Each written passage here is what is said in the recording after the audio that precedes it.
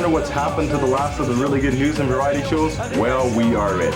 Hi, I'm Malcolm, your host of Eye on Montreal. We'll be bringing to you a half-hour show broken up into 4 segments. Watch for what's hot and what's not. We'll be interviewing fascinating people and covering newsworthy events in and around campus and around the city of Montreal. Watch for Rant and Rave. We'll be airing your bitches and beefs, and also you'll be asked to answer our question of the day. Watch for Toilet Net. This will be our weekly discussion of the bathroom graffiti in and around campus. We'll be trying to make sense of it on the air.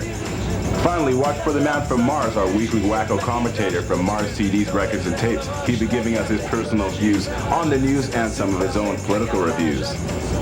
There you have it, folks. Strap yourself in and keep an eye on your monitors for Eye on Montreal.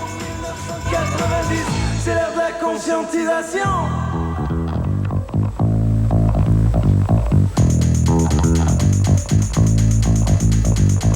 Fini les normaux, c'est du sport, du jogging et de la cigarette. La preuve en est...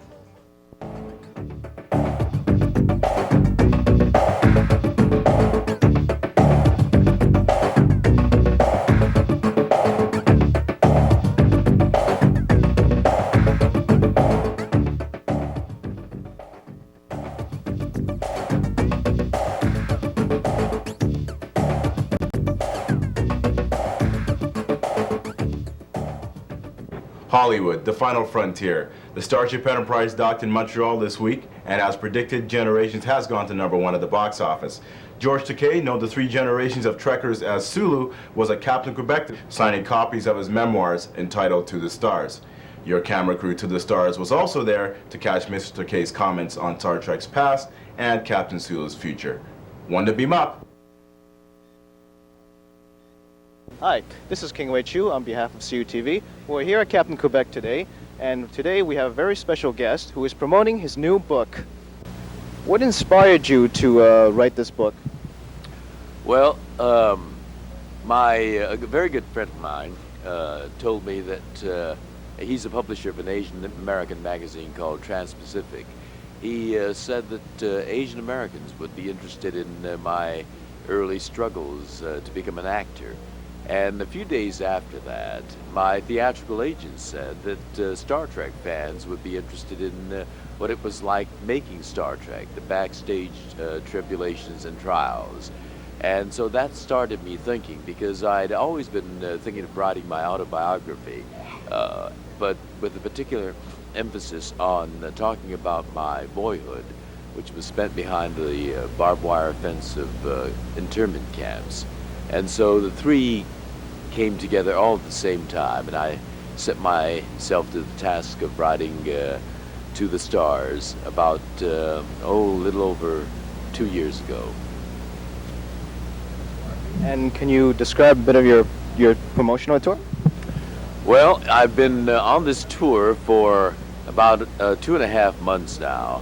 When I wrote this book, I didn't realize that the publishers are going to turn you into a literary Willy Loman, literally hunched over with your luggage, going from city to city, one city at a time, selling books, one book at a time. And those hours are really brutalizing, getting up early in the morning for those early morning talk shows, all the way to the 12 midnight call-in radio shows. And I must say,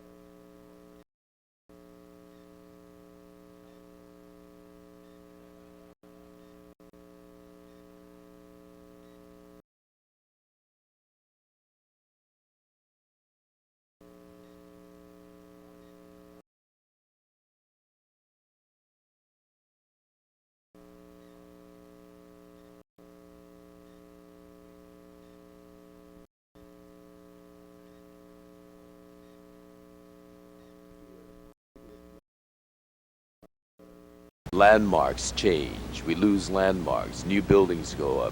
Even in the most personal unit, the family breaks up. And so we live in a time of constant change.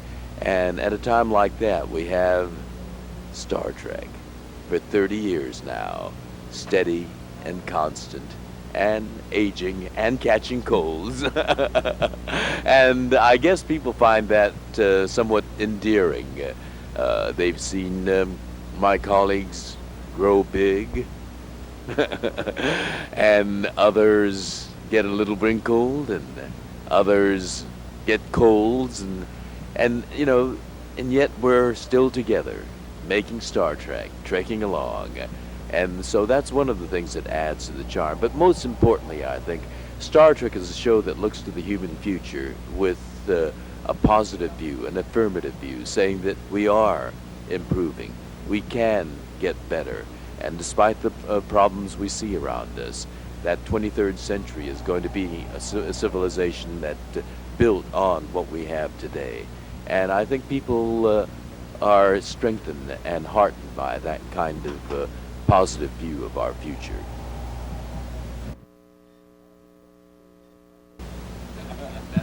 Okay, would you like to say any more final words, Mr. Takei? Well, Will we see any more adventures of Captain Sulu? Well, as a matter of fact, Simon & Schuster picked up the cue on the Captain Sulu idea, and they've launched a whole series of audio dramas under the umbrella title of the Captain Sulu Adventures. And they've been quite successful. The first one was Transformations, the second one, Cacophony, and we'll be doing a third one now, which will be coming at you early next year. And so I'm trying to parlay Simon & Schuster's inspiration to Paramount and get them to start up a new TV series called Captain Sulu, a grabber of a title. Well, thank you, Mr. Takei. It's been good chatting with you.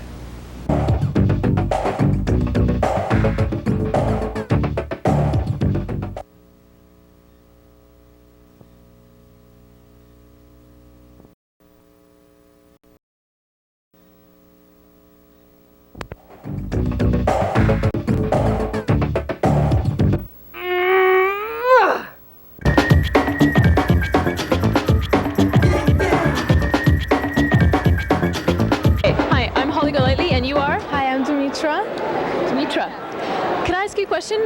What do you think of Montreal's reputation as sex city? Sex city? Sex city? I've never heard that particular expression. Safe sex city. That would be a better rep. It's disgusting. I don't like it in Montreal at all. It's preposterous. I wouldn't believe that Montreal would be called sex city. I mean, look at New York. I like that reputation personally. I don't mind it. I walk down the St. Catherine Street and my attention's always taken away like that, you know, so it's fine with me. Every time I walk down on St. Catherine Street, people always ask me, where is Super Sex? Where is Chez Paris? And I always point them in the right direction. Well, you know, I mean, we're married, so I mean, that goes without saying. But we did come here for sex, so, yes, you know. There you go. Yeah, there you go. She's right. So there you go. Well, thank you very much. No problem. Okay, bye.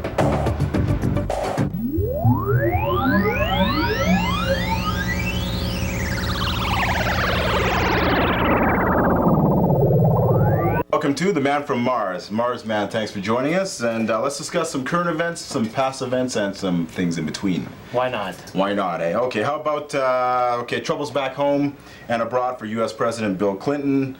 Let's call it the Haitian affair. The Haitian affair? The Haitian affair. There's going to be much more trouble. Much more trouble. I see much more death and destruction in Haiti. Okay, why is that? Started off as like a police action, now it's turned into they're killing the police. Well, the police chief left last week. He was the first of the three to go, the top three to go, and then the other two are leaving. Maybe have left by this time this is being aired. And but the problem is the underlings that still work for them will still be killing the poor Haitians, and the poor Haitians will still be killing the attachés. So you figure they came in like under a lot of pomp and ceremony, flexing their muscle, doing their maneuvers outside of the coast of Haiti, and now it's kind of turned into a mess for them. Because first of all, they said they didn't want to do any policing whatsoever, and now we have what they're killing the police, they're arresting the police. And now actually they're even sending in the RCMP. Yeah, they're sending in a few RCMP officers, but that won't help because these people don't know the way around the small little towns. They might know the way around Port-au-Prince. But that's our native Montrealers going in there to do the police, and let's just hope to get a job when they come back. You know, it's a 3-year term, right? I hope they stay alive long enough, because those poor people, when they attack the police, they don't care who you are. Yeah, you think so? Eh? Okay. So now they had a garage sale at the Airfield Bazaar. I have here that they were. They could turn in their vintage old weapons. Americans were paying, what, $50 for a handgun, $100 for a semi-automatic rifle, and $200 for an automatic. So, what do you think about that? The complaint was that it was well below black market prices. Yeah, but I think only 3 people turn in their weapons. 3 people turn their weapons? Yeah, I think only a few people turn in their weapons. All the rest of the weapons are going to the poor Haitians who are attacking the attachés who worked for the government there. So they say, okay. Yeah. Well, okay. So the Bloc Party atmosphere ends when the Marines shot and killed, what, 10 Haitian police officers? Yeah. Okay. So the big argument now is who shot first, okay? So we have... The Americans shot first. The Americans shot first. Of course, who else would shoot first? No, but the Americans are saying the Haitians shot first. No, well, it's obviously the Americans shoot first, because the Haitians would only shoot the Americans in the back. They'd never shoot them in the front. So it's obviously the Americans would be the first to attack. So the big argument now is who shot first. So what's the Americans' role now? The Americans' role? The best thing they could do is find out who's who. They don't know who's who. They don't seem to go for the attachés. The native Haitians showed them where the attachés live, and they went by a convoy and they missed it by a block. So what happens though? They're sending expatriate Montrealers to go over there and be peacekeepers in Haiti. So so these guys are gonna blend in too, so they could get shot too, right? Don't you think? Yeah, but I think people who've been in Canada. I could pass for Haitian. Yeah, but I think people who've been in Canada for a while lose their sense of rhythm of the Haitian landscape, and they stick out like a sore thumb. You think so? Eh? They start looking like tourists carrying the cameras. Well, for sure, and those police will be supposed to be like a kind of special police, like a Jesus Christ police that's humanitarian and loving, and and that's what they're saying on the news last night. Yeah, but see what the thing is, they got 3 months training in Saskatchewan. They're supposed to be learning. They're supposed to be learning what? All sorts of new crime techniques. Yeah, but they got to be with humanitarianism in it, not beating up people like with sticks. They're supposed to learn the Canadian method, like talk gently to them and read them their rights. Like all this kind of stuff, which I don't know how well it'll do when 100 people with sticks are hitting you over the head or attacking you. I don't know how it's going to work out for the. So another Somalia type of affair then. It could be bad for the RCMP. Yeah, it could be bad for the RCMP. Okay, Mars man, you know what I think though? We're going to have more boat people for the Americans. We're going to have Cubans. We're going to have Haitians, and we're going to have, of course, English Montrealers. For sure, they're going to go across Lake Champlain. So on to something else. Okay, so.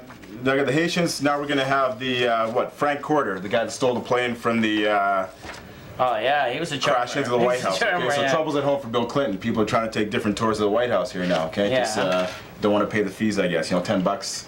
Well, Frank was a real kind of crazy guy. He wanted to fly right into the bedroom of. Okay, here's the story. Here's the story. Yeah. Okay, so he steals the plane. He flies undetected over the White House lawn, security system. He crashes his plane into the south lawn. Okay, Frank isn't around to explain, why he took the modern day risk. Okay, so his friends are saying he was a nice guy. He was a kind of a heavy partier, but he ended his partying about 7:30. So these guys, like at 55 years old.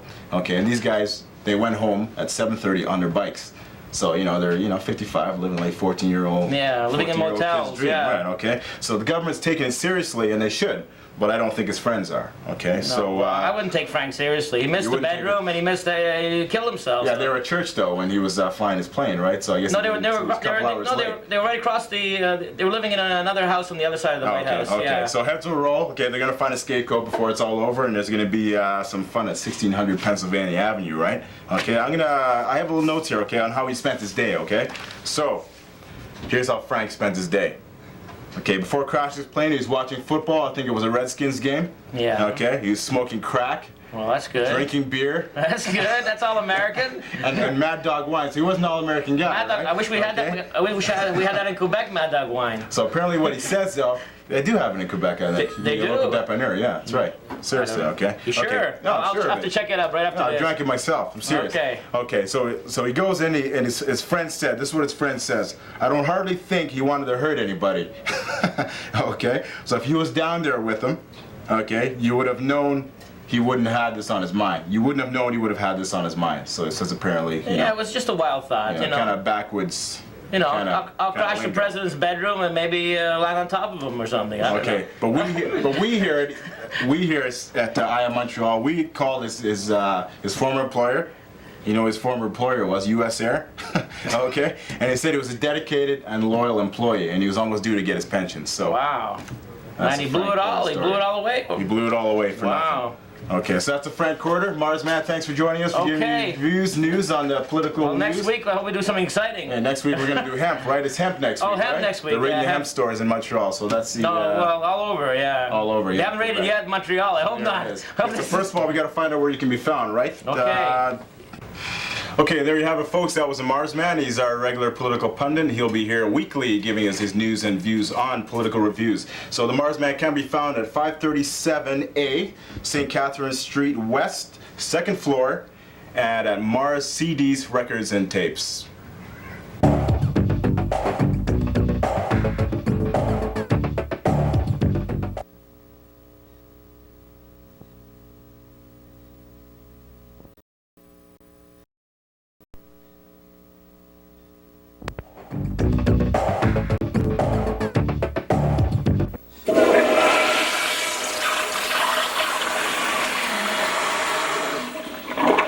And here's a sample of what we found on the 6th floor. It says, most Anglos who leave Montreal usually come back. They miss this city. People never appreciate what they have until it's gone.